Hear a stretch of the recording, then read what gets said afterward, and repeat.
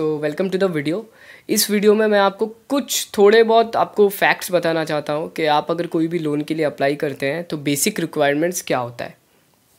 Number 1, आपके पास IT return होना चाहिए। ठीक है, जिसको हम लोग इनकम टैक्स रिटर्न बोलते हैं, उसका फाइल होना चाहिए। अगर आप 1 साल से भर रहे हैं, 2 साल से भर रहे हैं, 3 साल से भर रहे हैं, जो भी भर रहे हैं उसका रिटर्न का कॉपी होना चाहिए। ठीक है। नंबर 2, आप अगर सैलरी पर्सन हैं तब तो आपके लिए ईजी होगा। ठीक है।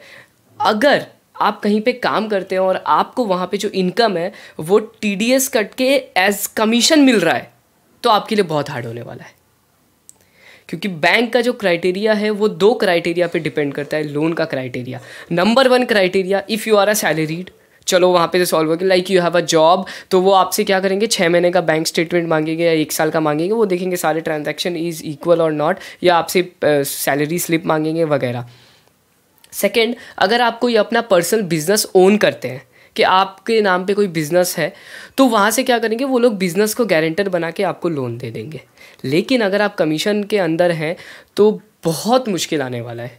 तो फिर वो आपको ये सोल्यूशन हर चीज़ का है, मैं उसका भी सोल्यूशन बता रहा हूँ, बट मैं बता रहा हूँ कि अगर आप कमीशन पे हैं तो फर्स्ट ऑफ ऑल अपने ऑफिस में जाइए और बोलिए कि मेरे को कमीशन इनकम वाला जो है वो नहीं चाहिए, आप प्लीज़ या तो मेरे को सैलरी दीजिए या फिर कोई और ऑप्शन क्रिएट करिए, क्योंकि कमीशन वाला इनकम पे आप रिटर्न सब भरेंगे, सब कुछ ओके है।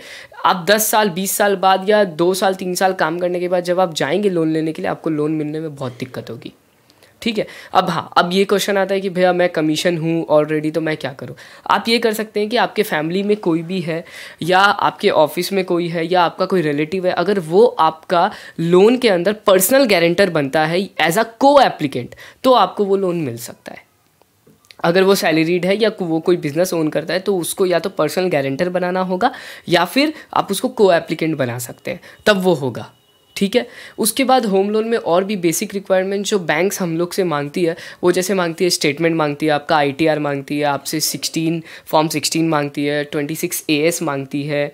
उसके बाद आपसे और भी वेरियस आपका जो नॉर्मल है आधार पैन वोटर ये सब मांगेगी, इनिशियली मांगेगी। उसके बाद वो लोग आपको लॉगिन करा के उन लोग वापस चेक करेंगे, सारा डॉक्यूमेंट्स वेरीफाई करेंगे। फिर एक पूरा डॉक्यूमेंट्स का प्रोसेस पूरा अलग है कि वो प्रॉपर्टी क्या है नहीं है, क्या कोलैटरल है आपके पास नहीं है, क्या है नहीं है, इस टाइप का बहुत सारा चीज़ें। बट ये बेसिक चीज़ें जो हर एक इंसान को पता होना चाहिए कि आज नहीं 5 साल बाद अगर आपको कभी लोन का ज़रूरत पड़े तो ये जो बेसिक रिक्वायरमेंट्स है ये आपके पास होना चाहिए कि आपके पास जो आईटी है। इसीलिए रिटर्न भरना इज़ वेरी इंपॉर्टेंट। चाहे आप 2.5 लाख के नीचे भी अगर आपका इनकम है पूरा साल का, तो आप नील रिटर्न भरिए कम से कम, उसमें कोई रुपया भी नहीं लगेगा, आप खुद भी भर सकते हैं।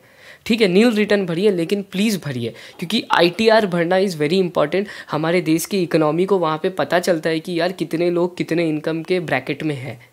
तो ये एक छोटा सा वीडियो था जो मैं एक्सप्लेन करना चाहता था कि होम लोन के लिए क्या क्या रिक्वायरमेंट है, बेसिक रिक्वायरमेंट। ये बेसिक एकदम मोस्ट बेसिक रिक्वायरमेंट्स है। ये रिक्वायरमेंट अगर होगा तो आपका फिर प्रोसीड होगा, अगर ये रिक्वायरमेंट नहीं होगा आपका फुलफिल, तो आपका काम वहीं तमाम हो सकता है। Thank you so much.